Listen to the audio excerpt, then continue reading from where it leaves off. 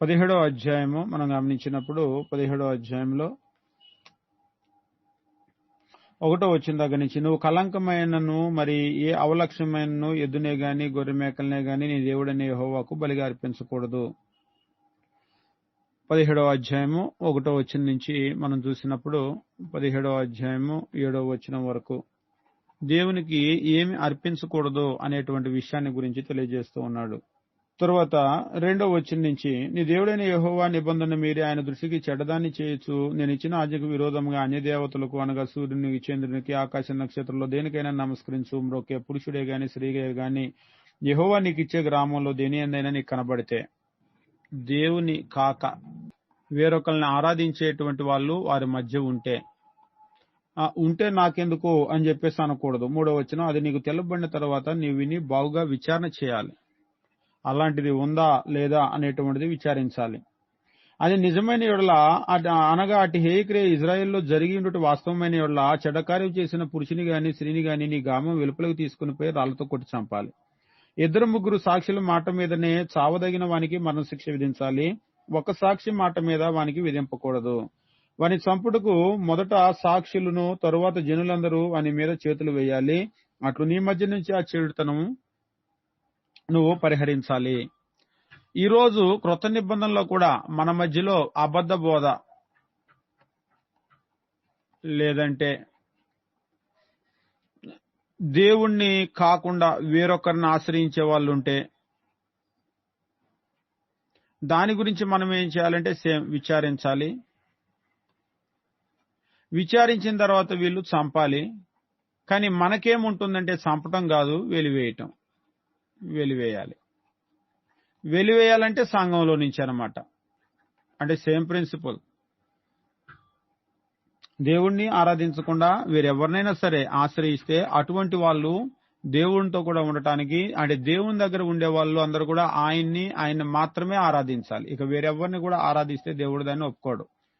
17వ అధ్యాయము 8వ వచనం నుంచి మనం గమనించినప్పుడు 8వ వచనం నుంచి 13వ వచనం వరకు న్యాయాధిపతుల నిర్ణయాలు.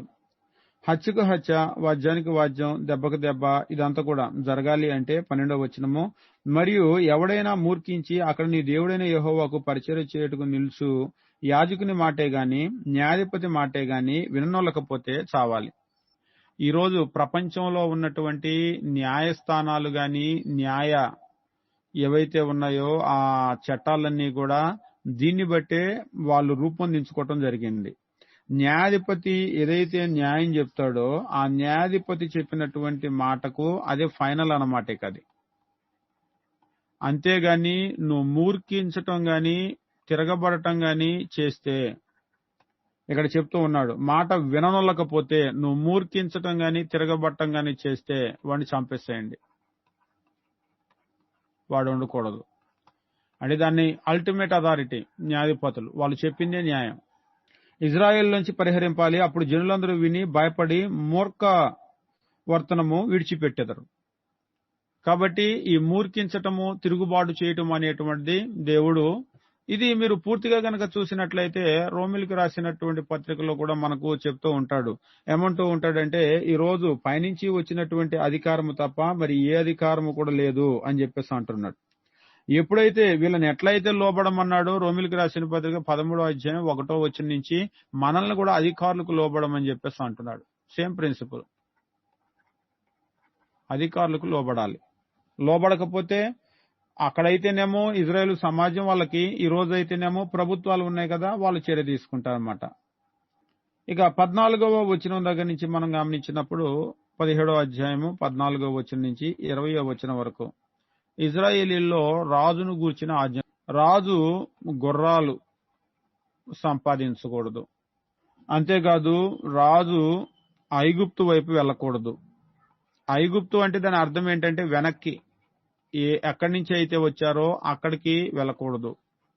అనేక మంది స్త్రీలను పెండ్లాడకూడదు. ధర్మశాస్త్రము ఒక కాపీ ఆయన దగ్గర ఉండాలి. ఒక కాపీ ఉండి ఆయన కుమారులు 20వ వచనము, తానును తన కుమారులు ఇజ్రాయేల్ మధ్య దీర్ఘాయుష్మంతులగుటకై తాను తన సహోదరుల మీద గర్వించి ధర్మం విడిచిపెట్టి కుడికే గాని ఎడమకే గాని తొలక ఉన్నట్లు దేవుడైన యెహోవాకు భయపడి ధర్మశాస్త్ర వాక్యాలన్నిటినీ కట్టడలను అనుసరించి నడవాలి. ధర్మశాస్త్రం ఉండాలి, దాన్ని చదవాలి, దాన్ని అనుసరించాలి. ఈ రోజు కూడా సేమ్ ప్రిన్సిపల్ అన్నమాట. నాయకులు అనేటువంటి వాళ్ళు కూడా వాళ్ళకి పైన దేవుడు ఉన్నాడు, ఆయనకు లోబడాల్సిందే. అంతేగాని వాళ్ళు మూర్ఖించటం గాని నేనే ఇక అధికారిని అన్నట్లుగా గాని చేయకూడదు.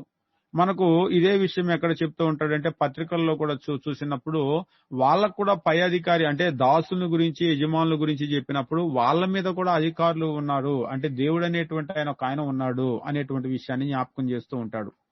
ఇక 18వ అధ్యాయము 1వ వచనం నుంచి 8వ వచనం వరకు మనం చూసినప్పుడు యాజకుల పోషణ. యాజకులైన లేవీలు కనుక లేవీ గోత్రంలో అందరికీ ఇజ్రాయేలీలతో పాలైన స్వాస్థ్యమైన ఉండదు. వారు యెహోవాకు హోమద్రవ్యాలను తిందురు, అది వారి హక్కు. యాజకుల పోషణ యెహోవా హోమద్రవ్యాలు అంటే దేవుని దగ్గరకు ప్రజలు ఏవైతే తెస్తారో యెహోవా హోమద్రవ్యాలు ఇవి వాళ్ళే. ప్రజలు యెహోవాకు తెస్తారు. ఈ యెహోవాకు తెచ్చిన ఏం చేస్తాడంటే ఈయన యాజకుల పోషణ కొరకు ఇస్తున్నాడు. ఇవి క్రొత్త నిబంధనలో కూడా ఈ ప్రజలు అనే దగ్గర క్రైస్తవులు కానుకలు తెస్తారు, దేవుని కొరకని కానుకలు తెస్తారు. దేవుడు ఏం చేస్తాడంటే ఇవి సేవ చేసేటువంటి వాళ్లకు సేవకుల పోషణ కొరకు ఇస్తాడు. మనకు నూర్చే ఎద్దు మూతికి చిక్కం పెట్టవద్దు అంటాడు క్రొత్త నిబంధనలో. సేమ్ ప్రిన్సిపల్ అన్నమాట. ఎక్కడైతే ఎద్దు నూరుస్తుందో అది తినాలి. క్రొత్త నిబంధనలో కూడా వాళ్ళు వెళ్లి పౌలు గారు డేరాలు కుట్టాడు కదా, మీరు కుట్టుకోండి, కూలి పని చేసుకోండి, ఇక్కడ సేవ చేయటం మీరు చేయండి అనేటువంటి దేవుని ప్రిన్సిపల్ కాదు. పాత నిబంధనలో ప్రజలు తెచ్చినటువంటి హోమద్రవ్యాలు యాజకుల పోషణ కొరకు ఇచ్చాడు. క్రొత్త నిబంధనలో కూడా క్రైస్తవులు ఏవైతే కానుకలు దేవుని కొరకని తీసుకొని వస్తారో ఈ తెచ్చినటువంటి కానుకలు పోషణ కొరకు. అంటే మొత్తం పోషణ కొరకు మొత్తం తినేస్తారా? ₹1,00,000 కానుకలు వచ్చినా 2 లక్షలు వచ్చినా అంటే కాదు. పోషణ పోగా అంటే మీరు నూర్చే ఎద్దు మూతికి చిక్కం పెట్టొద్దు అన్నాడు. చిక్కం పెట్టకపోతే ఎంత తింటుంది? ఉదాహరణకి ఒక ఎద్దు ఉంది, ఎద్దు మూతికి చిక్కం పెట్టొద్దు, ఎద్దుకు చిక్కం వద్దు అన్నాడు. చిక్కం వద్దు అంటే ఎద్దు ఎంత తింటుంది? దాని కడుపు నిండా. అంతేగా, ఒక కడుపే ఉంది, ఆ ఒక కడుపు నిండా తింటుంది. ఒక కడుపు నిండా తిన్న తర్వాత మిగిలింది రైతుకి. అంటే దీని కడుపుకి చిక్కం పెట్టేసి అది తినకుండా నువ్వు తీసుకోవద్దు. నువ్వెంత తీసుకుంటావంటే అది తినగా మిగిలింది నువ్వు తీసుకో. అది కష్టపడుతుంది కాబట్టి దాన్ని కడుపు నిండా తిన్న తర్వాత నువ్వు తీసుకో. ఇక్కడ కూడా సేమ్ ప్రిన్సిపల్ అన్నమాట. క్రొత్త నిబంధనలో సేవకునికి వారి జీవితానికి అంటే వారి కుటుంబ పోషణకు సరిపడా మూతికి చిక్కం పెట్టొద్దంటే కడుపు నిండా అంటే వారికి ఒక కుటుంబ పోషణకి ఎంతైతే కావాలో సరిపడా ఆయన భార్య, ఆయన పిల్లలు, వాళ్ళ చదువులు, వాళ్ళ బట్టలు, వాళ్ళ ఒక కుటుంబం అంటే ఏదైతే ఉంటుందో కదా, మిగిలినది ఏదైతే మిగులుతుందో క్రొత్త నిబంధనలో ఇక మిగిలింది ఒకవేళ ఎవాంజలిజం గాని లేకపోతే ఎడిఫికేషన్ కి సంబంధించినటువంటి కార్యక్రమాలు గాని లేకపోతే బెనవలెన్స్ కార్యక్రమాలు గాని ఇవన్నీ మేం చేయాలని చెప్పేసి సేవకుడు మూతికి చిక్కం కట్టకూడదు. కాబట్టి మనం ఇక్కడ గుర్తుంచుకోవాల్సింది ఏంటంటే సేమ్ ప్రిన్సిపల్ అన్నమాట. దాన్నే తెలియజేస్తూ ఉన్నాడు. సేవకుల పోషణ గురించి ప్రత్యేకంగా వాళ్ళకి ఆజ్ఞలు ఇచ్చేశాడు. నాకు తెచ్చే హోమద్రవ్యాలన్నీ కూడా వాళ్ళకి ఇవ్వాలి అని. నిజంగా ఇచ్చేటప్పుడు 3వ వచనంలో అంటాడు, యాజకులు పొందవలసినవి ఏమనగా కుడి జబ్బ, 2 దవడలు, పొట్ట యాజకునికి ఇవ్వాలి. జబ్బ, దవడలు, పొట్ట. ఒకవేళ ఇది కనుక చూసినట్లయితే బెస్ట్ ఏదైతే ఉందో బెస్ట్ అంతా కూడా తీసేసి ఇది యాజకునికి ఇచ్చేయండి అన్నాడు. కాబట్టి ఇక్కడ కూడా మనం ఏమి ఇవ్వాలి అంటే దేవుని పని చేసే వాళ్ళకి ఎప్పుడు కూడా ద బెస్ట్ ఏదైతే ఉందో ఎప్పుడు అది దేవుని కొరకు మనం ఇవ్వాలన్నమాట. ఆ తర్వాత నీ ధాన్యంలో, ద్రాక్ష రసంలో, నూనెలో ప్రథమ ఫలాలు. ప్రథమ ఫలము అంటేనే బెస్ట్. మరలా అదంతా కూడా ఇచ్చేసేయాలి. ఇక్కడ కూడా బెస్ట్ ఏదైతే ఉందో అది ఇవ్వాలి. మనము అది ఇజ్రాయేలీలకు ఆజ్ఞగా చెప్తూ ఉన్నాడు, అంటే వాళ్ళకి నేర్పిస్తూ ఉన్నాడు. ఈ రోజు కూడా కానుకల విషయంలో ఏంటంటే మనం క్రైస్తవులకు, విశ్వాసులకు నేర్పించాలి. దేవుని కొరకు వారు ఏమి ఇవ్వాలి అనేటువంటి విషయం వాళ్ళకి నేర్పించాలి. ఈ రోజు క్రీస్తు సంఘాల్లో గనుక చూసినట్లయితే దేవుని సంఘాల్లో దేవునికి ఏమి ఇవ్వాలి అనేటువంటి చాలా మందికి తెలియదు. అంటే తెలియలేదు అంటే ఎవరి లోపం? వాళ్ళ లోపం కాదు, చెప్పేవాళ్ళు చెప్పలేదు కాబట్టి వాళ్ళకి తెలియలేదు. తెలిసిన తర్వాత వాళ్ళు ఇస్తారా ఇవ్వరా అనేటువంటిది ఇక వాళ్ళకి సంబంధించింది, ఇవ్వకపోతే వాళ్ళ లోపం. కాబట్టి తెలియజేయవలసింది మాత్రం సేవకుల యొక్క బాధ్యత. దాన్ని ఖచ్చితంగా మనం తెలియజేయవలసినటువంటి అవసరం ఉంది. ఇక 18వ అధ్యాయము 9వ వచనం నుంచి 14వ వచనం వరకు హేయమైనటువంటి చర్యలను గురించి తెలియజేస్తున్నాడు. అంటే అబామినబుల్ ప్రాక్టీసెస్ ఏవైతే ఉంటాయో వాటిని గురించి అన్నమాట. నీ దేవుడైనటువంటి యెహోవా నీకు ఇచ్చే దేశంలో ప్రవేశించిన తర్వాత ఆ జనుల హేయ కృత్యాలు నువ్వు చేయ నేర్చుకోకూడదు. ఏం చేయకూడదంటే నీ కుమారులను కుమార్తెలను అగ్నిగుండం దాటించడం, శకునాలు, సోదెలు, మేఘ శకునాలు, సర్ప శకునాలు, చిల్లంగితనం, మాంత్రిక విద్య, ఇంద్రజాలకులు, కర్ణపిశాచి, దయ్యాలు, ఇవన్నీ కూడా చేయకూడదు. ఇలాంటి మీ దగ్గర ఉండకూడదు. అంటే అన్యులు ఆచరించేటువంటి హేయమైన కార్యాలు ఏవైతే ఉన్నాయో వాళ్ళ ప్రాక్టీసెస్ అంతా ఉండకూడదు. ఈ రోజు కూడా నిమ్మకాయలు కట్టుకోవటం, తాయిత్తులు కట్టుకోవటం, గుమ్మడికాయలు కట్టుకోవటం, ప్రార్థన వస్తారు, తాయిత్తే కడతారు. ఇలాంటివి అంతా కూడా మీరు చేయకూడదు. ఎవరైనా ఒకరినే ఆశ్రయించాలి. దేవుడు అదే కోరుకుంటున్నాడు. ఆయన్ని దగ్గరకు వచ్చిన తర్వాత ఇంకా ఏ తాయిత్తుని, ఏ నిమ్మకాయని, ఏ భూత వైద్యుడిని ఇవన్నీ ఆశ్రయించకూడదు. అలా ఆశ్రయించినట్లయితే దేవుడు దీవించడు. అది ఆయనకి ఇష్టం ఉండదు. కాబట్టి దాన్ని మనం గుర్తించవలసినటువంటి అవసరం ఉంది. తర్వాత 15వ వచనం దగ్గర నుంచి కనుక మనం గమనించినట్లయితే 15వ వచనం దగ్గర నుండి 22 వరకు నా వంటి ఒక ప్రవక్త అని మోషే అంటాడు. నా వంటి అంటే మోషే లాంటి ప్రవక్త అన్నమాట. దేవుడు మీ మధ్యలో పుట్టిస్తాడు. మీరు ఆయన మాట వినండి. ఆయన మాట గనక వినకపోతే మీరందరూ కూడా నశించిపోతారు అని చెప్పేసి. అంటే ఆయన వంటి ఆ ప్రవక్త ఎవరు అంటే ఇది క్రీస్తుని గురించి మాట్లాడుతూ ఉన్నాడు. అంటే ఇజ్రాయేలీలందరికీ ఏం చెప్పాడంటే క్రీస్తు ఒక ఆయన వస్తాడు నాలాంటి ప్రవక్త, మీరు ఆయన మాట వినండి. ఆయన మాట గనక వినకపోతే మీరు నశించిపోతారు. అంటే వీళ్ళందరినీ కూడా ధర్మశాస్త్రం క్రీస్తు వైపు నడిపిస్తోంది. అది అర్థం కాక వాళ్ళు ఏం చేశారంటే ఈయన మోషే ధర్మశాస్త్రానికి వ్యతిరేకమేమో క్రీస్తు అని ఎన్ని రాళ్లతో కొట్టి చంపాలనుకున్నారు, చివరికి సిలువేసి చంపారు. కాబట్టి ఇజ్రాయేలీలను ధర్మశాస్త్రం ఏం చేస్తుందంటే ధర్మశాస్త్రం బాలశిక్షకుడు. పత్రికల్లో చెప్తూ ఉంటాడు పౌలు గారు. నిజంగా ధర్మశాస్త్రం చదివే వాళ్ళు మోషే మాట గనక అర్థమైతే నా వంటి ప్రవక్తను పుట్టిస్తాడు. ఇప్పుడు నా మాట ఎలా విన్నారో అలా వినాలి. పేతురు, యోహాన్లు వీళ్ళు కూడా కొండ మీదకి వెళ్ళినప్పుడు అయ్యా 3 ఇక్కడ నీకొకటి, ఏలియాకొకటి, మేము 3 గుడారాలు వేస్తాము, మోషేకొకటి నీకొకటి అంటే అప్పుడు చెప్పాడు ఈయన నా ప్రియకుమారుడు, ఈయన మాట వినండి. అంటే ఇక గుడారం వేస్తే ఈయనకే, అంతేగాని ఇంకా మోషే లేడు, అంతేగాని ఇంకా ఏలియా లేడు. ఇప్పుడు వీళ్ళ మాట కాదు, ఈయన్నే వినాలి. ప్రపంచంలో ఉన్నటువంటి ఎవరైనా సరే ఈయన్ను అనుసరించాలి. అది వాళ్ళకు ముందే తెలియజేశాడు, కాకపోతే అర్థం కాలేదు ఆయన లాంటి ఆ ప్రవక్త ఎవరు అనేటువంటి విషయం. ఇక 19వ అధ్యాయము 1వ వచనం దగ్గర నుంచి మనం చూసినప్పుడు 1వ వచనం దగ్గర నుంచి 13వ వచనం వరకు ఆశ్రయపురాలను గురించినటువంటి ఆజ్ఞలు. ఆల్రెడీ ఇది మనం చదివాము. ఆశ్రయపురాలను గురించినటువంటిది. ఆశ్రయపురాలు ఏంటి, వాటిలోకి ఎవరెళ్ళారు, వెళ్తే ఎంతవరకు ఉండాలి, ఇవన్నీ కూడా.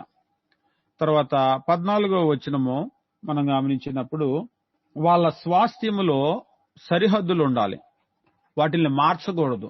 అంటే ఈ రోజు కూడా మనం ఇంటి చుట్టూ హద్దులు ఉంటాయి, పొలాల చుట్టూ హద్దులు ఉంటాయి. ఈ హద్దుల్ని మార్చకూడదు. ఇది దేవుని ఆజ్ఞ అన్నమాట. ఎవరికి ఇచ్చింది వాళ్ళే.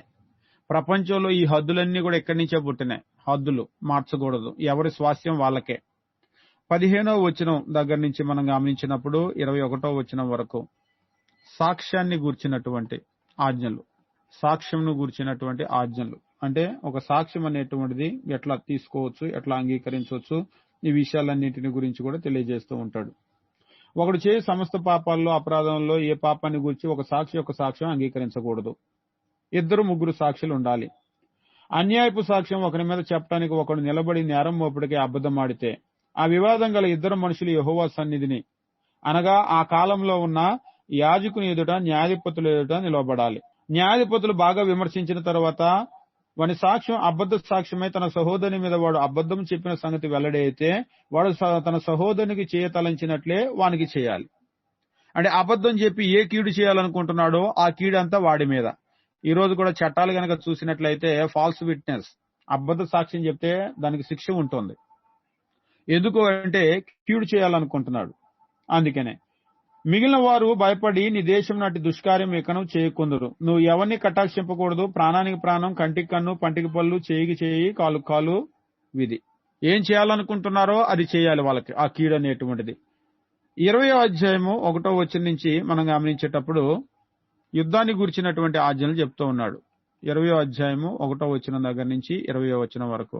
యుద్ధానికి వెళ్లేటప్పుడు వాళ్ళు ఎట్లా వెళ్ళాలి, యుద్ధంలో వెళ్లేటప్పుడు ఆజ్ఞలు, యుద్ధమందు అంటే యుద్ధం లోపలికి వెళ్లిన తర్వాత వాళ్ళ ఆజ్ఞలు, ముట్టడి వేసేటప్పుడు ఆజ్ఞలు. అంటే యుద్ధానికి నువ్వు బయలుదేరి వెళ్లేటప్పుడు ఎలాగ వెళ్ళాలి, యుద్ధం చేసేటప్పుడు ఎట్లా చేయాలి, ఒకవేళ ముట్టడి వేస్తే నువ్వేం చేయాలి.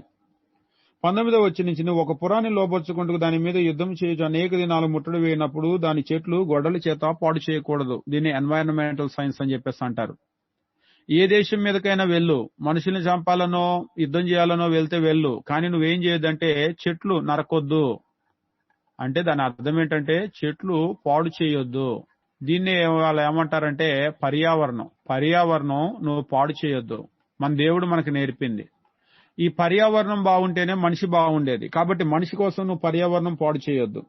నీవు వాటిని ముట్టడించుటకు పొలంలోని చెట్లు నరులా. ఈ చెట్లు నరులు కాబట్టి నువ్వు వాటిని కొట్టేయకూడదు.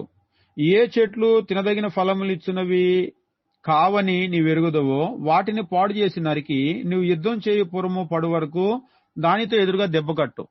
అంటే చెట్లు నువ్వు పాడు చేయొద్దంటే చెట్లో 2 రకాల చెట్లు ఉంటాయి. 1 ఫలాలు అంటే తినదగినవి, 2 ఫలాలు ఇవ్వనివి అంటే తినదగినవి కాదు.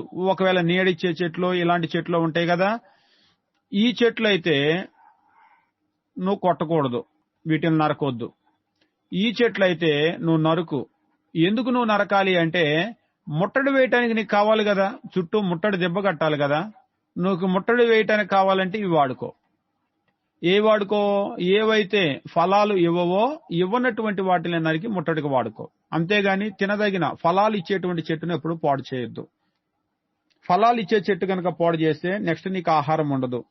కాబట్టి నువ్వు అలాగా ఇవాళ ఏదో యుద్ధం చేస్తున్నాను నువ్వు వెళ్ళిపోయి ఆ చెట్లన్నీ కొట్టేస్తే నెక్స్ట్ పంట అనేటువంటిది ఉండదు, ఫలాలు ఉండవు. ఇక 21వ అధ్యాయము మనం గమనించినప్పుడు 1వ వచనం నుంచి మనం చూసినట్లయితే 19వ వచనం వరకు గుర్తు తెలియని శవం. 9వ వచనం వరకు ఇజ్రాయేలీల్లో శిక్ష ఏమిటి అంటే చంపితే చంపేయాలి. చంపితే నేను చంపేస్తాను కదా అని ప్లాన్ గా మర్డర్ చేసి ఎవ్వరికి తెలియకుండా చంపేశారు. చంపి శవం కూడా ఎక్కడో పడేశారు. ఇప్పుడు శవం కనబడింది. శవం కనబడితే ఏం చేయాలంటే ఇక్కడ చెప్తూ ఉన్నాడు, ఏ పొలిమేరలో అయితే ఉందో వాళ్ళు రావాలి. అంటే ఉదాహరణకు అక్కడ గోత్రాలన్నిటికీ రూబేను, షిమ్యోను, లేవి ఇలాగ ఇచ్చాడు కదా. ఏ గోత్రంలో అయితే శవం ఉందో నీ దేవుడిని యెహోవా నీకు ఇచ్చు దేశంలో ఒకడు చంపబడి పొలంలో పడి ఉండడం కనబడినప్పుడు వాడిని చంపిన వాడెవడో అది తెలియక ఉండిన వాళ్ళ పెద్దలు న్యాయాధిపతులు వచ్చి చంపబడిన వాడి చుట్టూ పురాల దూరాల్ని కొలిపించాలి. ఏ ఊరికి ఆ శవం దగ్గరగా ఉంటుందో ఆ ఊరి పెద్దలు ఏ పనికిని పెట్టబడక కాడి ఏడువను పేయను తీసుకుని రావాలి. దున్నబడక విత్తబడక ఉన్న ఏటి లోయలోని ఆ పెయ్యను తోలుకొని పోయి అక్కడ అనగా ఆ లోయలో పెయ్యను మెడను విరగొట్టాలి. అప్పుడు యాజకులైన లేవీయులు దగ్గరకు రావాలి. యెహోవాను సేవించి యెహోవా నామమున దీవించుటకు ఆయన వారిని ఏర్పరచుకుని గనుక వారి నోటి మాట చేత ప్రతి వివాదము దెబ్బ విషయమైన ప్రతి వాద్యము విమర్శించబడాలి. వాళ్ళందరూ వచ్చి అయ్యా ఈ శవం ఏదో నిజంగా మాకు తెలియదు, మేమెవరం కూడా చంపలేదు, అంతేకాదు మా ఊర్లో కూడా ఎవరు కూడా చూడలేదు. 7వ వచనం మా చేతులు ఈ రక్తం చిందించలేదు, మా కన్నులు చూడలేదు. యెహోవా నీవు విమోచించి నీ జనమైన ఇజ్రాయేలును నీ నిమిత్తం ప్రాయశ్చిత్తము కలగనిమ్మో అని చెప్పేసి వాళ్ళు అక్కడ చెప్పాలి. చెప్పి ప్రాయశ్చిత్తం చేయాలి. అలా చేస్తే ఆ గుర్తు తెలియనటువంటి శవం యొక్క రక్తం ఉంటుంది కదా, ఆ రక్త అపరాధం వీళ్ళ మీద మోపబడదు. ఒకవేళ అలా గనక చేయకపోతే ఆ అపరాధం వాళ్ళ మీద ఉంటుంది. అంటే వాళ్ళు ఒప్పుకునేటప్పుడు కూడా అయ్యా మేమీ తప్పు చేయలేదు, ఎవరూ చూడలేదు అంటే చూసినోడు ఎవడన్నా ఉన్నాడు అనుకోండి ముందుకొచ్చి చెప్పాలి. చేసిన వాడు ఎవడన్నా ఉన్నాడు అనుకోండి, ఖచ్చితంగా రావాలన్నమాట. లేకపోతే వాళ్ళ నిమిత్తము ఆ గ్రామం గాని ఆ దేశాన్ని గాని దేవుడు శపిస్తాడు. ఈ రోజు కూడా చూడండి, గుర్తు తెలియకుండా గనక ఎవరన్నా పడిపోయారంటే ప్రభుత్వం వచ్చి స్వాధీనం చేసుకొని ఆ చివర జరగాల్సినటువంటి కర్మకాండ అంతా కూడా వాళ్ళు జరిపిస్తూ ఉంటారు. ఇది దేవుడు ఎప్పటి నుంచో ఇచ్చినటువంటి ఆజ్ఞ అన్నమాట. ఆ బాధ్యత ఎవరిది అంటే, ఊరు గొలిపించండి. ఏ ఊరికి దగ్గరగా ఉంటే ఆ ఊరు, మీరని పోటీ పెట్టుకోవద్దు. హద్దులుంటాయి కదా, ఊరు హద్దులు కొలవండి. ఏ ఊరికి గనక ఆ శవం దగ్గరగా ఉంటే ఆ బాధ్యత వాళ్ళదే. అది దేవుడు వాళ్ళకి ఇచ్చినటువంటిది. ఇక 21వ అధ్యాయము 10వ వచనం దగ్గర నుంచి మనం గమనించినప్పుడు 10 నుంచి 14 వచనాల్లో వాళ్ళు యుద్ధానికి వెళ్లారు. యుద్ధానికి వెళ్లి చెరబట్టుకొని వచ్చారు స్త్రీలను. ఈ చెరబట్టినటువంటి వారిని వివాహం చేసుకునేటువంటి విషయము. నువ్వు శత్రువుతో యుద్ధం చేయబోయినప్పుడు నీ దేవుడైన యెహోవా వారిని నీకు అప్పగిస్తే, వారిలో చెరపట్టబడిన రూపవతి అయిన దాన్ని చూచి ఆమెను మోహించి పెళ్లి చేసుకోవాలని అనుకుంటే, నీంట ఆమెను చేర్చుకున్న తర్వాత ఆమెకు క్షవరం చేయించు. అంటే వెంట్రుకలన్నీ తీసేయి, ఆమెకు క్షవరం చేయించు, గోళ్ళని తీసేయి. తర్వాత చెప్తున్నాడు చూడండి, చెరబట్టలు తీసేయి, ఇవన్నీ తీసేసి, అంటే క్షవరం చేయించి గోర్లు కత్తిరించి చెరబట్టలు తీసేసి ఆమెను ఇక బానిసలుగా నువ్వు చూడొద్దు. ఆ తర్వాత ఆమె తల్లిదండ్రుల గురించి ప్రలాపన చేయటానికి నువ్వు ఆమెకు సెలవివు. ఆమెకు అంటే తల్లిదండ్రులు లేకపోతే ఊర్లో వాళ్ళందరూ చనిపోయారు కదా, వాళ్ళందరూ చనిపోయినప్పుడు ఆమె దుఃఖపడటానికి ఆమెకు నువ్వు సమయం ఇవ్వు. ఆమె ఆ దుఃఖ దినాలు తీర్చుకున్న తరువాత నువ్వు ఆమెను పెళ్లి చేసుకో, ఆమె నీకు భార్య అవుతుంది. అయితే ఆమె అంటే ఆ తర్వాత నీకు నచ్చలేదు, సంతృష్టి పొందకపోతే ఆమె మనస్సు వచ్చిన చోటికి ఆమెను పంపించే. అంతేగాని మళ్ళా బానిసలాగా అమ్మొద్దు. నువ్వు పెళ్లి చేసుకున్నావు, పెళ్లి చేసుకొని నువ్వు ఆమెను కూడిన తర్వాత నీకు నచ్చలేదు అంటే మరలా నువ్వు ఆమెను బానిసలాగా అమ్మేయకూడదు. అంటే నేను బానిసగానే తెచ్చుకున్నాను కదా అంటే, నువ్వు బానిసగా తెచ్చుకున్నావు, కానీ బానిసగా తెచ్చుకున్నా గానీ తర్వాత నీకు భార్య అయింది. ఆమె భార్య అయింది కాబట్టి చూడండి, అన్యులైనా సరే నువ్వు తెచ్చుకొని భార్య అయితే ఒక మనిషికి జరగాల్సిన న్యాయం జరగాల్సిందే. నువ్వు మరలా ఆమెను అమ్మొద్దు, ఆమెను నువ్వు విడిచిపెట్టే అని చెప్పేసి అంటాడు. నీవు ఆమెను అవమానపరిచావు కాబట్టి ఆమెను దాసివలే చూడొద్దు అని చెప్పేసి అంటూ ఉంటాడు. తర్వాత మనం గమనించినప్పుడు 15వ వచనం దగ్గర నుంచి 17వ వచనం వరకు చూసినప్పుడు జ్యేష్ఠ సంతతి హక్కు. ఒకవేళ ఇద్దరు భార్యలు ఉన్నారు, ఇద్దరు భార్యలు అంటే ప్రేమించిన భార్య, ప్రేమించినటువంటి అంటే ఇష్టం లేని భార్య, ఇష్టం ఉన్న భార్య, ఇష్టం లేని భార్య. ఇష్టం లేని భార్యకు మొదట బిడ్డ పుట్టాడు అనుకోండి, నేను ప్రేమించిన భార్య జ్యేష్ఠత్వ హక్కు వాడికి ఇస్తానంటే కుదరదు. ఫస్ట్ ఎవరు పుట్టారో వాళ్ళకి ఇవ్వాల్సిందే. ఆ భార్య నీకు నచ్చినా నచ్చకపోయినా, వాడు నీకు నచ్చినా నచ్చకపోయినా, దేవుడు ఎవరిని భూమి మీదకి పంపాడో మొదట, దేవుడు ఎవరిని జ్యేష్ఠుడు చేశాడో వాడు జ్యేష్ఠుడు అవ్వాల్సిందే. అంతేగాని నాకు నచ్చలేదని వాడికి జ్యేష్ఠత్వ హక్కు నేను ఇవ్వను అంటే కుదరదు. దాన్ని తెలియజేస్తూ ఉన్నాడు. ఇక 18వ వచనం దగ్గర నుంచి 21వ వచనం వరకు, మొండివాడైనటువంటి కుమారుడు గనక ఉంటే వాడిని ఊరి గవిని దగ్గరకు, పెద్దల దగ్గరకు తీసుకొని వచ్చి, అయ్యా మా కొడుకు మాకు లోబడటం లేదు అని అంటే వాళ్ళని రాళ్లతో కొట్టి చంపేసేయాలి. అంటే తల్లిదండ్రులకు లోబడినటువంటి బిడ్డ ఇజ్రాయేలు సమాజంలో ఉండటానికి వీల్లేదు. 22వ వచనం దగ్గర నుంచి 23వ వచనం వరకు మనం గమనించినప్పుడు, మ్రాను మీద వేలాడినటువంటి వాడు శాపగ్రస్తుడు. అతని శవం ఒకవేళ 22 మరణశిక్షకు తగిన పాపం ఒకడు చేయగా అతని చంపి మ్రాను మీద వేలాడదీస్తే అతని శవం రాత్రి వేళ ఆ మ్రాను మీద నిలవకూడదు. వేలాడబడినటువంటి వాడు దేవునికి శాపగ్రస్తుడు గనుక నీ దేవుడైన యెహోవా స్వాస్థ్యం నీకు ఇచ్చుతున్న దేశం నీవు అపవిత్రపరచకుండా అగత్యంగా వాడిని దించేసేయాలి. మ్రాను మీద ఎవరైతే అంటే ఒకవేళ ఎవడైనా తప్పు చేసి ఉరేశారనుకోండి, ఉరేస్తే నువ్వు రాత్రి అయ్యేసరికి దాన్ని దించేసేయాలి. ఎందుకంటే మ్రాను మీద వేలాడినటువంటి వాడు శాపగ్రస్తుడు కాబట్టి నువ్వు రాత్రికి అలా ఉంచకూడదు. ఒకవేళ అలా గనక ఉంచితే నీ దేశాన్ని నువ్వు అపవిత్రపరుస్తావు. కాబట్టి నువ్వు అగత్యంగా నువ్వు సాయంత్రం అయ్యేసరికి దించేయాలి. క్రీస్తు ప్రభు చనిపోయినప్పుడు కూడా చూడండి, సాయంత్రం అయ్యేసరికి చనిపోయాడు తీసేయమని చెప్పేసి వాళ్ళు వచ్చి అడిగి తీసుకెళ్లి సమాధి చేశారు. కొన్ని దేశాల్లో ఏం చేస్తారంటే అలాగనే వదిలేస్తారు శవాన్ని. అలాగనే వదిలేస్తే ఆకాశ పక్షులు వచ్చి పీక్కొని ఆ మాంసం తింటూ ఉంటాయి. అలాగనే కుళ్ళిపోయి అలాగనే పాడైపోవటం. వాళ్ళ శరీరం అనేటువంటిది సమాధికి వెళ్ళనివ్వకుండా వాళ్ళు చేస్తూ ఉంటారన్నమాట. కానీ దేవుడు చెప్తున్నాడు, ఇజ్రాయెల్ దేశంలో అలాగ చేయటానికి అవకాశం లేదు. ఇక 22వ అధ్యాయము మీరు గమనించినప్పుడు 1వ వచనం దగ్గర నుంచి చూసినట్లయితే 12వ వచనం వరకు వివిధమైనటువంటి ఆజ్ఞలు ఇచ్చాడు. వివిధమైనటువంటి ఆజ్ఞలు అంటే నిర్గమకాండంలో మనం చూసే, ఒకవేళ గొర్రె గనక తప్పిపోతే నువ్వేం చేయాలి, ఒకవేళ వస్త్రాలు గనక ఉంటే నువ్వేం చేయాలి, నువ్వు త్రోవలో వెళ్ళేటప్పుడు ఏదైనా నీ సహోదరునిది గాడిదో ఇంకేదో గనక నీకు కనబడితే ఏం చేయాలి. 5వ వచనంలో స్త్రీ పురుషుని వేషము, పురుషుడు స్త్రీ వేషము ధరించకూడదు. వేషం ధరించుకోకూడదు అంటే ఎవరి బట్టలు అల్లే వేసుకోవాలి. పురుషుల్లాగా స్త్రీలు ఉండకూడదు. ఇవాళ మనం అంటూ ఉంటాం కదా, అటు ఇటు కాకుండా ఉంటారు కదా, అటువంటి వాళ్ళని గురించి తెలియజేస్తూ ఉన్నాడు అనమాట. అలాగా ఉండకూడదు. మగవాళ్ళు ఆడవాళ్ళ వేషం వేసుకోకూడదు, ఆడవాళ్ళు మగవాళ్ళ వేషం వేసుకోకూడదు. దేవుడు ఎవరిని ఎలా పుట్టించాడో ఆ జెండర్ కి వాళ్ళు గౌరవం ఇవ్వాలి, అంతేగాని వాళ్ళు ట్రాన్స్జెండర్ గా మారిపోకూడదు. 6వ వచనంలో చెప్తున్నాడు, గుడ్లైనా పిల్లలైనా గల పక్షి గూడు చెట్టు మీదనే గాని నేల మీదనే గాని త్రోవలో గాని నీకు కనబడితే, తల్లి ఆ పిల్లలనైనా ఆ గుడ్లనైనా పొదిగి ఉన్న పిల్లలతో కూడా తల్లిని తీసుకొనక నీకు మేలు కలుగునట్లు నువ్వు దీర్ఘాయుష్మంతుడగినట్లు అగత్యంగా తల్లిని విడిచిపెట్టు. ఒకవేళ నువ్వు వెళ్తూ ఉన్నావు లేదా చెట్టు మీద, పక్షిని గురించి మాట్లాడుతున్నాడు. ఒక పక్షితో పాటు గుడ్లు, ఆ పక్షి నువ్వు చూసావు, పక్షితో పాటు ఆ పక్షి గుడ్లు నువ్వు చూసావు. ఒకవేళ అది పొదిగింది, పోని పిల్లలు కూడా అయినాయి, పిల్లల్ని నువ్వు చూసావు. పిల్లల్ని చూస్తే నువ్వేం చేస్తావంటే ఈ తల్లిని వదిలేసే. నువ్వు కావాలంటే వీటిని తీసుకోగాని దీన్ని వదిలే. ఒకవేళ దీన్ని నువ్వు వదిలేలేదనుకోండి, తర్వాత ఆ జాతి నశించిపోతుంది. కాబట్టి ఈ జాతి అనేటువంటిది భూమి మీద ఉండాలి అంటే చూడండి, దీన్ని ఏమంటూ ఉన్నాడంటే, ఇప్పుడు మనము ఏమంటామంటే పర్యావరణము లేదా పర్యావరణంలో ఉన్నటువంటి చక్రం అని చెప్పేసి అంటాం కదా, జీవచక్రం. ఈ జీవచక్రాన్ని నువ్వు డ్యామేజ్ చేయకూడదు, తల్లిని వదిలేసే. నువ్వు ఆవశ్యకంగా తల్లిని వదిలేసే. అంటే భూమి మీద ఉన్నటువంటి ఏ జీవి కూడా నశించిపోకూడదు. భూమి మీద ఏ జీవి మనుగడ నశించకూడదు. ఈ భూమి మీద అన్ని జీవులు ఉండాలి. అన్ని జీవులు ఉంటేనే భూమి బాగుంటుంది. ఏ జీవి అయినా సరే భూమి మీద నశించిపోయింది అంటే ప్రతిదాన్ని కూడా దేవుడు ఒక మేలు కొరకు చేశాడు. భూమి మీద ఏదైనా ఒక జీవి యొక్క మనుగడ అనేటువంటిది భూమి మీద లేకుండా పోయింది అంటే ఆ నష్టం భూమికి అలాగనే ఉంటుంది. ఆ నష్టాన్ని నువ్వే చూడాలి, ఎందుకంటే భూమి అంతా నీ కొరకే చేశాడు. భూమి బాగుంటే నువ్వు బాగుంటుంది, భూమి బాగలేదంటే చివరికి మనిషివి నువ్వే పాడైపోతావు.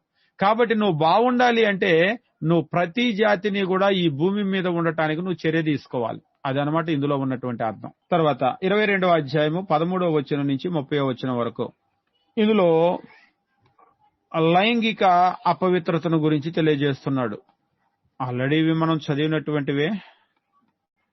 లైంగిక అపవిత్రత అంటే పెళ్లి చేసుకునేటప్పుడైతే ఎవరిని చేసుకోవచ్చు, కన్యత్వాన్ని గూర్చినటువంటి విషయాలు ఏమిటి, ఒకవేళ పెళ్లి అయిన తర్వాత ఈమె కన్య కాదు ఇంకెవరితోనో ఆమె ముందుగానే ఏదో అక్రమ సంబంధం ఉన్నట్లు ఆమె కన్యక కాదని నాకు అనుమానం ఉందంటే ఏం చేయాలి, ఈ విషయాలన్నీ కూడా చెప్తూ ఉంటాడు.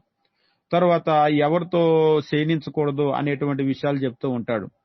ఒకవేళ ప్రదానం చేయబడినటువంటి ఒక చిన్నదాన్ని గనక ఎవరన్నా శయనించినట్లయితే ఏమిటి, పొలంలో గనక ఒకవేళ రేప్ జరిగితే ఇటువంటి విషయాలు ఏమిటి, ఇవన్నీ కూడా తెలియజేస్తూ ఉంటాడు అనమాట వాటిని. ఇక 23వ అధ్యాయము 1వ వచనం నుంచి మనం గమనించినప్పుడు 23వ అధ్యాయము 1 నుంచి 8 వచనాలు, యెహోవా మందిరంలో చేరకూడనటువంటి వారు, నిషేధించబడినటువంటి వారు అన్నమాట. మీకు హోంవర్క్, ఎందుకు దేవుడు వీళ్ళని నిషేధించాడు. వృషణాలు నలిగిన వాడే గాని మర్మాంగం కోయబడిన వాడే గాని యెహోవా సమాజంలో చేరకూడదు. కుండు సమాజంలో చేరకూడదు. వానికి 10వ తరం వాడైనా చేరకూడదు. అమ్మోనీయుడే గాని మోయాబీడే గాని చేరకూడదు. వాళ్ళలో 10వ తరం కూడా మీరు చేరకూడదు అని చెప్పేసి అంటూ ఉన్నాడు. కారణాలు ఏంటి అనేటువంటివి మీరు హోంవర్క్ చేయండి. తర్వాత 9వ వచనం నుంచి గమనించినప్పుడు 14వ వచనం వరకు పాలెంలో అపవిత్రత గురించి మాట్లాడుతున్నాడు. 9 నుంచి 14. ఒకవేళ రాత్రి జరిగిన దాని వల్ల మైలపడినవాడు మీలో ఉంటే పాలెం లోపలికి వెళ్ళకూడదు. అతడు సాయంత్రం వరకు బయట ఉండి వాడు స్నానం చేసి లోపలికి వెళ్ళాలి. 12వ వచనము, పాలెం వెలుపల నీకు ఒక చోటు ఉండాలి, అక్కడికి నువ్వు బహిర్భూమికి వెళ్ళాలి. బహిర్భూమి అంటే రెండుకి వెళ్ళాలంటే చిన్నపిల్లలు కదా అని ఇంటి ముందో ఇంట్లోనో కూర్చోబెడితే రాళ్లు పెట్టి కొట్టి చంపేస్తారు ఇజ్రాయేలీలు అయితే ఏం చేయాలంటే బహిర్భూమికి నీకు ఊరి బయట ఒక స్థలం ఉండాలి, ఊరి బయటికి వెళ్ళాలి. అంతేగాని అర్జెంటుగా వస్తుందని ఎక్కడ పడితే అక్కడ ఊర్లలో రోడ్ల పక్కన కూర్చుంటే వాళ్ళు రాళ్లు పెట్టి కొట్టి చంపేస్తారు. ఇవాళ చాలా మంది క్రైస్తవులు కూడా దేవుడు ఎంత బాగా నేర్పించినా గానీ ఒకటికి రెండుకి వెళ్ళటము, ఈ శుభ్రత అనేటువంటిది ఇవాళ తెలియటం లేదు. ఈ కరోనా వైరస్ వచ్చాక బాగా అర్థమవుతుంది. బాగా చేతులు కడుక్కుంటున్నారు. దేవుడు ఎప్పుడో కొన్ని వేల సంవత్సరాల క్రితమే చెప్పాడు. నువ్వు బహిర్భూమికి వెళ్ళాలంటే నీ పాళ్యానికి వెలుపల ఒక చోటు ఉండాలి. 13వ వచనం, మరియు నీ ఆయుధం కాక గసికొకటి ఉండాలి. గసికంటే ఒక చిన్న ఇనప రాడ్ లాంటిదన్నమాట. అంటే ఒక పదునైనటువంటి మొనగలిగినటువంటి ఒక వస్తువు. నువ్వేం చేయాలంటే నువ్వు రెండుకి వెళ్ళాలంటే నీళ్లు పట్టుకొని గసికి కూడా పట్టుకెళ్ళాలి. గసిక కూడా పట్టుకొని వెళ్ళి నువ్వు కూర్చున్న తర్వాత ఈ గసికతోటి మట్టిని తవ్వాలి. మట్టిని తవ్వి నువ్వు కూర్చున్నటువంటి దాన్ని కప్పేసేయాలి, నీ మలాన్ని. దీన్నే ఈవేళ భాషలో అయితే ఏమంటామంటే సెప్టిక్ సిస్టమ్. మీరు మధ్యయుగంలో గనక చూసినట్లయితే కలరా వచ్చింది కదా, కలరా గాని లేకపోతే ప్లేగు వ్యాధి గాని ఇటువంటివన్నీ కూడా రావటానికి కారణం ఏమిటి అంటే ఈ అంటువ్యాధులు అంటుకుంటాయి అన్నమాట. ఉదాహరణకి రెండుకెళ్ళేసి పిల్లలు ఇంటి ముందు కూర్చున్నారు.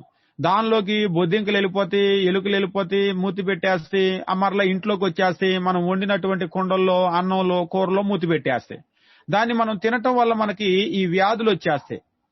అందుకనే ఏం చేస్తున్నామంటే ఈవేళ మనకు సెప్టిక్ సిస్టమ్ అంటే నీళ్లు కొట్టేస్తాం, ఇక లోపలికి ట్యాంక్ లోకి ఏ ఎలుకలు బొద్దింకలు వెళ్ళలేవు, దానివల్ల ఇక మనకు ప్రమాదం ఉండదు. అయితే దేవుడు ఆ రోజుల్లోనే ఈ సెప్టిక్ సిస్టమ్ అనేది చెప్పాడు. ఏమిటా సెప్టిక్ సిస్టమ్ అంటే నువ్వు ఒక గసిక తీసుకొని వెళ్ళాలి, నువ్వు మట్టిని త్రవ్వి దాన్ని కప్పేసి రావాలి. అదనమాట. ఇక 15వ వచనం నుంచి గనక చూసినట్లయితే మరలా వివిధమైనటువంటి ఆజ్ఞలు వాళ్ళకి ఇస్తూ ఉంటాడు. ఇజ్రాయేలీల్లో పడుపు సొమ్ము గాని కుక్క విలువ గాని యెహోవా దగ్గరకు ఎవరు కూడా తేకూడదు. మీరు గమనించినప్పుడు 18వ వచనంలో చెప్తూ ఉంటాడు, పడుపు సొమ్మే గాని కుక్క విలువే గాని. అంటే దాని అర్థం ఏమిటంటే అడ్డమైన డబ్బులు తెచ్చి నాకు ఇవ్వద్దు, కానుకగా కూడా నాకు ఇవ్వద్దు అని అర్థం అన్నమాట. అడ్డమైన సొమ్ము అనే రాస్తాను. ఈ అడ్డమైన సొమ్ము తెచ్చి కొంతమంది దొంగతనం చేస్తారు. దేవునికి దశమ భాగం లేదా దేవునికి కానుక అంటారు. అడ్డమైన సొమ్ము దేవుని దగ్గరికి తేకూడదు. ఒక ఆమె వేసిగా ఉండి ఒళ్ళు అమ్ముకొని డబ్బులు వస్తాయి. ఆమె కానుక తెచ్చి కానుక ఇస్తూ ఉంటుంది. మరి నేను దేవుని దగ్గరకు వస్తున్నా కదని నువ్వు సంపాదించిన అడ్డమైన సొమ్ములో నువ్వు దేవుడికి ఇవ్వకూడదు. ఆ అడ్డమైన సొమ్ము దేవుడు అస్సలు అంగీకరించడు. దాన్ని ఏమంటాడంటే పడుపు సొమ్మే గాని కుక్క విలువే గాని. కుక్క విలువే అంటే అడ్డమైన డబ్బులు అనమాట. అటువంటివన్నీ కూడా నా దగ్గరికి తేవద్దు అంటున్నాడు. అసలు దేవుడు అడ్డమైన జీవితాలే అంగీకరించడు. ఇంక నువ్వు అడ్డమైన డబ్బులు తెస్తాను దేవునికి ఇస్తానంటే దేవునికి ఏం కక్కుర్తి లేదు. ఒకవేళ కావాలంటే సేవకులు కక్కుర్తి పడతారేమో గాని దేవుడైతే కక్కుర్తి పడడు, సేవకులు కూడా కక్కుర్తి పడకూడదు. 24వ అధ్యాయం 1వ వచనం దగ్గర నుంచి 4 వరకు విడాకుల గురించి అంటే పరిత్యాగ పత్రికను గురించి చెప్తూ ఉన్నాడు అనమాట. ఒకవేళ పరిత్యజించాలంటే దానికి ఉన్నటువంటి నియమ నిబంధనల గురించి తెలియజేస్తూ ఉన్నాడు. 5వ వచనం దగ్గర నుంచి చూసినప్పుడు మరలా ఈ అధ్యాయము 22 వరకు చూస్తే మళ్ళీ వివిధమైన ఆజ్ఞలు. ఇది మీరు ఇంటికి వెళ్ళిన తర్వాత బాగా చదువుకోండి. మీకు ఎక్కడైనా ఏదైనా ప్రశ్న గనక వచ్చినట్లయితే వివిధమైన ఆజ్ఞలు అంటే క్రొత్తగా పెళ్లి చేసుకుంటే ఏంటి, శాన్లో చేరితే, వ్యాపారం చేరితే, లేదా కుష్టు విషయం అయితే ఏం చేయాలి, అరువు విషయము, తాకట్టు అంటే అరువు అంటే తాకట్టు విషయంలో ఏం చేయాలి, ఇటువంటి ఆజ్ఞలన్నీ కూడా ఇస్తూ ఉన్నాడు. మీరు చదవండి. నీకేదన్నా అర్థం కాకపోతే ఆ తర్వాత మీరు దాని గురించి అడగండి. వస్త్రాలను గురించినటువంటి ఆజ్ఞలు చెప్తున్నాడు, పనులను గురించినటువంటి ఆజ్ఞలు, పరిగి ఏరేటప్పుడు దాని గురించిన ఆజ్ఞలు, ఇవన్నీ కూడా చెప్తూ ఉన్నాడు. ఇక 25వ అధ్యాయము 1వ వచనం దగ్గర నుంచి మనం గమనించినప్పుడు 5వ వచనం దగ్గర నుంచి చూసినప్పుడు 25వ అధ్యాయము 5 నుంచి అంటే 25:4 వరకు కూడా ఈ వివిధమైన ఆజ్ఞల గురించే చెప్తూ ఉన్నాడు అనమాట. ఇక తర్వాత 5వ వచనం దగ్గర నుంచి 10వ వచనం వరకు లేవీల వివాహం.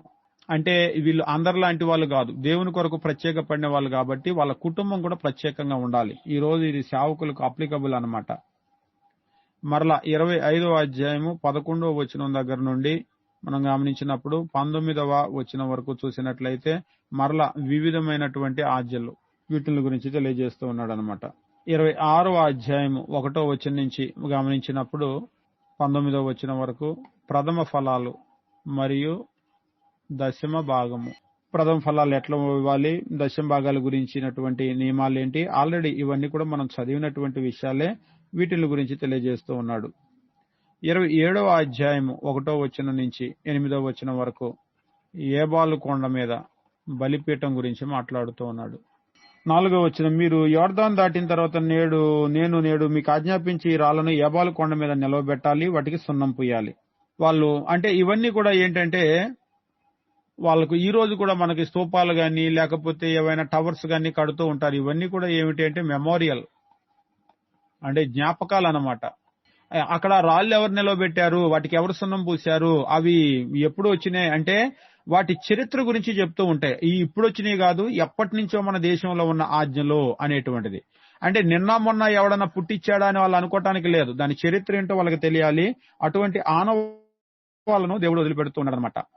తర్వాత శాప వచనాలను గురించి మాట్లాడుతూ ఉన్నాడు. 9వ వచనం దగ్గర నుంచి గమనించినప్పుడు 9వ వచనం నుంచి 26వ వచనం వరకు శాపాలు యాబాల కొండ మీదే.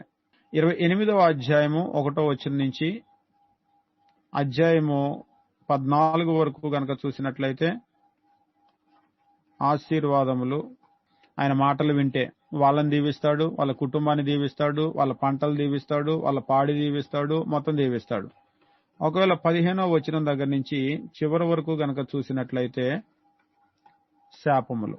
దేవుని మాట వినకపోతే వాళ్ళని శపిస్తాడు, వాళ్ళ కుటుంబాన్ని శపిస్తాడు, వాళ్ళ దేశాన్ని శపిస్తాడు, వాళ్ళ పాడి పంట మొత్తం కూడా నాశనం అయిపోతాయి. మొత్తాన్ని నాశనం చేస్తాడు.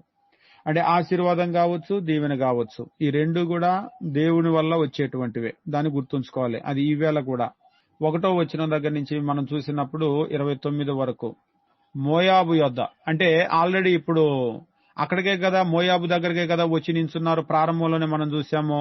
నిబంధనను రెన్యూ చేస్తున్నాడు అనమాట. అంటే రెన్యూవల్ మనకు బాగా తెలుసు. ఎవరితో ఇది రెన్యూ చేస్తున్నాడు అంటే క్రొత్త తరంతో. ఈ క్రొత్త తరంకి ఇవన్నీ కూడా చెప్పాడు. ఈ క్రొత్త తరంకి ఇవన్నీ కూడా చెప్పినప్పుడు ఓకే, ఇదంతా కూడా మాకు అంగీకారమే, దీని ప్రకారం మేము చేస్తాము అని మళ్ళొకసారి మోషే బ్రతికుండగానే రెన్యూ చేశాడు వాళ్ళతోటి.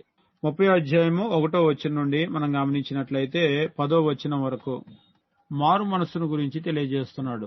అంటే మారు మనస్సు అంటే మనం ముందు గనక చూసినట్లయితే దేవునికి అవిధేయత చూపిస్తే వాళ్ళు ఎలా నశించిపోతారు అనేటువంటి ఆ శాపాలను గురించి తెలియజేశాడు. ఒకవేళ అలా నశించిపోయేటువంటి పరిస్థితిలో వాళ్ళు గనక మారు మనసు పొందినట్లయితే వాళ్ళకు కలిగేటువంటి క్షమాపణ గురించి తెలియజేస్తున్నాడు. దేవుడు మరలా వాళ్ళని క్షమిస్తానని చెప్పేసి అంటున్నాడు. ఇక 11వ వచనం గనక మనం చూసినట్లయితే 11 నుంచి 20 వచనాల్లో జీవ మరణాలు వాళ్ళ ఎదుట ఉంచాడు.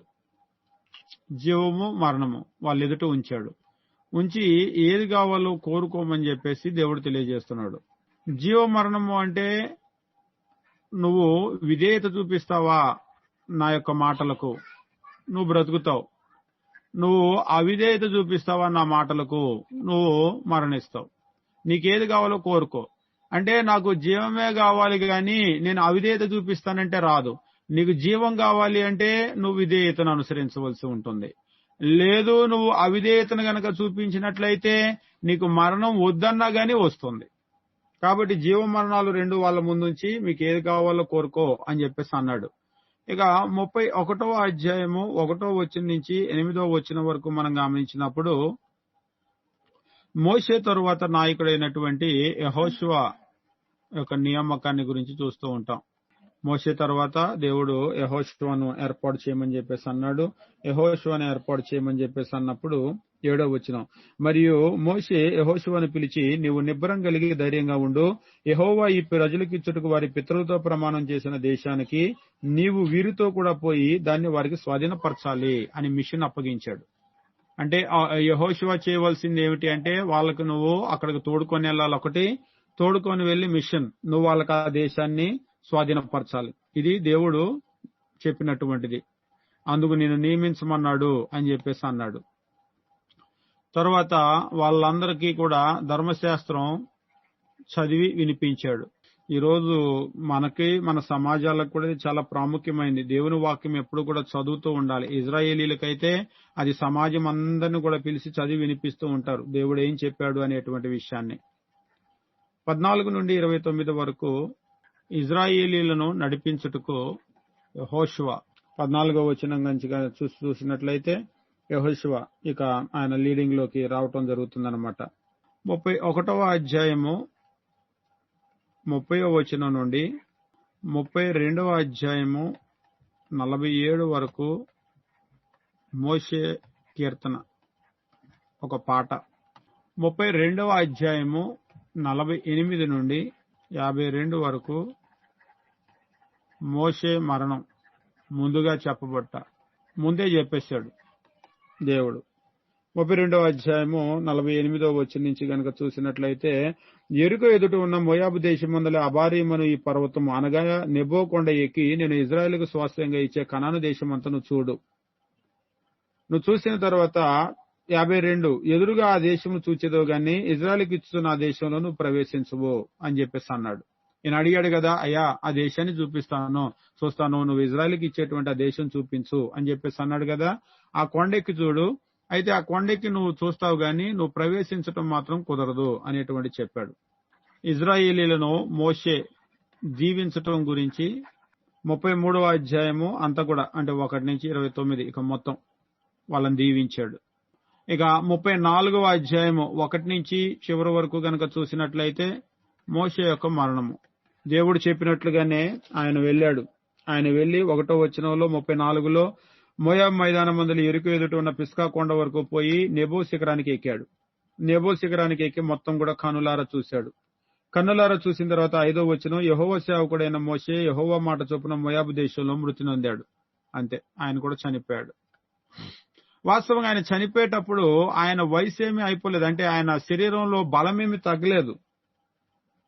బయత్పేరు ఎదుట మోయాబు దేశంలో ఉన్న లోయలో అతడు పాతి పెట్టబడ్డాడు. అతని సమాధి ఎక్కడున్నదో నేటి వరకు ఎవరికి తెలియదు. అక్కడే పాతి పెట్టేశారు మోషేని. ఒకవేళ కాకపోతే మోషే సమాధితో పెద్ద విగ్రహారాధన జరిగేది. అది ఎక్కడ ఉంది అనేటువంటి తెలియదు. మీరు చూసినప్పుడు మోషే శరీరాన్ని గూర్చినటువంటి వాగ్వాదము యూదా పత్రికలో కూడా చూస్తూ ఉంటాం. అక్కడ దేవదూతకును తర్వాత అపవాదికి మధ్య మోషే శరీరాన్ని గురించి వాగ్వాదం జరుగుతూ ఉంటుంది. ఒకవేళ ఈ మోషే శరీరం గనక అంటే శవం గనక అపవాదికి దొరికితే అది గనక దాన్ని పెట్టి ఒక పెద్ద తిరణాలు ఏర్పాటు చేసేవాడు. భయంకరమైన విగ్రహారాధన, భూమిలో అతిపెద్ద విగ్రహారాధన జరిగించేవాడు. కానీ అది ఎక్కడ ఉందో ఎవరికి కూడా తెలియదు. 7వ వచనం, మోషే చనిపోయినప్పుడు 120 సంవత్సరాల వయస్సు. మోషే వయస్సు మొత్తము కూడా 120 సంవత్సరాలు ఆయన భూమి మీద బ్రతికింది. ఈ 120 సంవత్సరాలను 3 40లుగా మనం చేయొచ్చు. మొదటి 40 ఆయన ఫారో దగ్గర ఫారో కుమార్తెకు కుమారుడిగా ఉన్నాడు. ఇంకొక రకంగా చెప్పాలంటే ఐగుప్తు ప్యాలెస్ లో ఉన్నాడు అనమాట. రెండో 40 అక్కడి నుంచి పారిపోయి ఒక కాపరిగా ఆయన ఉన్నాడు. 3వ 40 ఇజ్రాయేలీలు నడిపించేటువంటి విడుదల చేయడానికి వచ్చినటువంటి నాయకుడుగా. ఈ 40 సంవత్సరాలు ఇజ్రాయేలీలు నడిపించడానికి కాపరిగా 40 సంవత్సరాలు, ఇక్కడ నేర్చుకున్న ఒక 40 సంవత్సరాలు విద్య, మొత్తం 80 సంవత్సరాల అనుభవం తర్వాత ఒక 40 సంవత్సరాలు పనిచేశాడు. 40 సంవత్సరాలు పనిచేయటానికి 80 సంవత్సరాల అనుభవం కావాల్సి వచ్చింది. వాస్తవంగా చివరి 40 ఆయన పనిచేసింది. ఈ 40కి ఈ 80 సంవత్సరాల అనుభవం లేదా లెర్నింగ్ అనండి, మీరు ఏమైనా అనండి. 80 సంవత్సరాల లెర్నింగ్ తర్వాత ఒక 40 years వర్క్ చేశాడు. అంటే మనం పని చేసేదానికంటే మనం ఎక్కువ నేర్చుకోవాలి. ఇవాళ ఏం చేస్తారంటే నెల కోర్సు బైబిల్ చదివేది అంతే, 1 నెల చదువుతారు, 3 నెలలు చదువుతారు. మనం కొద్దిగా చదివి ఎక్కువ పని చేయాలంటే చేయలేం. మనం ఎప్పుడు కూడా అందుకనే అంటే 1 నెల 2 నెలలు చదవటం తప్పని కాదు, అయిపోయిన తర్వాత కూడా మనం ప్రతిరోజు నేర్చుకుంటూనే ఉండాలి. నేర్చుకుంటేనే మనం నేర్పగలం. కాబట్టి మనం పని చేయటానికంటే ఎక్కువ మనం నేర్చుకోవాలి. అది ప్రిన్సిపల్ అన్నమాట.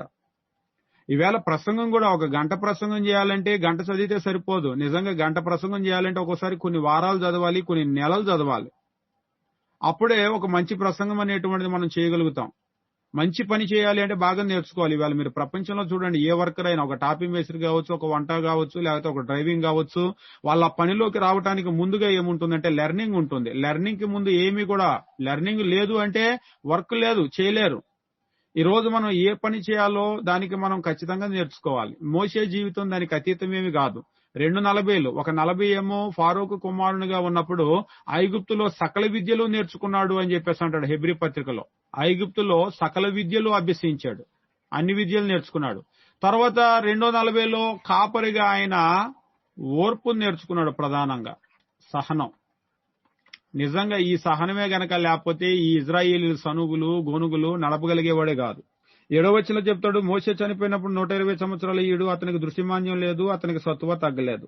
ఆయన మోషేని బట్టి 30 దినాలు దుఃఖం సలపగా మోషేని గూర్చిన దుఃఖం సలిపిన దినాలు సమాప్తమని మోషే తన చేతులను నూను కుమారుడైన యెహోషువ మీద ఉంచి ఉండెను గనుక అతడు జ్ఞానాత్మ పూర్ణుడైను. కాబట్టి ఇజ్రాయేలీలు అతని మాట విని యెహోవా మోషేకు ఆజ్ఞాపించినట్లు చేసిరి. ఇక అక్కడి నుంచి వాళ్ళు బయలుదేరారు. ఐగుప్తు దేశంలో ఫారోకును అతని సేవకులందరికీ అతని దేశమంతటికి ఏ సూచక్రియలు మహత్కార్యాలు చేయడానికి యెహోవా అతని పంపిన వాటి విషయంలోనూ, ఆ బాహుబల విషయంలోనూ, అంతటి విషయంలోనూ, మోషే ఇజ్రాయేలీలందరి కనుల ఎదుట చేసిన మహాభయంకర కార్యాల విషయంలోనూ యెహోవాను ముఖాముఖిగా ఎరిగిన మోషే వంటి ఇంకొక ప్రవక్త ఇజ్రాయేలీల్లో ఇదివరకు పుట్టలేదు. మోషే వంటి ప్రవక్త ఒకవేళ ఫారో దగ్గరికి వెళ్లిన విషయం కావచ్చు, అక్కడ మహత్కార్యాలు కావచ్చు, ఇజ్రాయెల్ నడిపిన కార్యాలు కావచ్చు, లేకపోతే చేసినటువంటి పరాక్రమ కార్యాలు కావచ్చు, అటువంటి కార్యాలు చేసినటువంటి మరొకరు ఇజ్రాయేలీలో ఇదివరకు పుట్టలేదు అటువంటి ప్రవక్త అని చెప్పేసి తెలియజేస్తూ ఉన్నాడు. ఇప్పుడు నెక్స్ట్ లీడరు యెహోషువ అన్నమాట. యెహోషువ నాయకత్వం.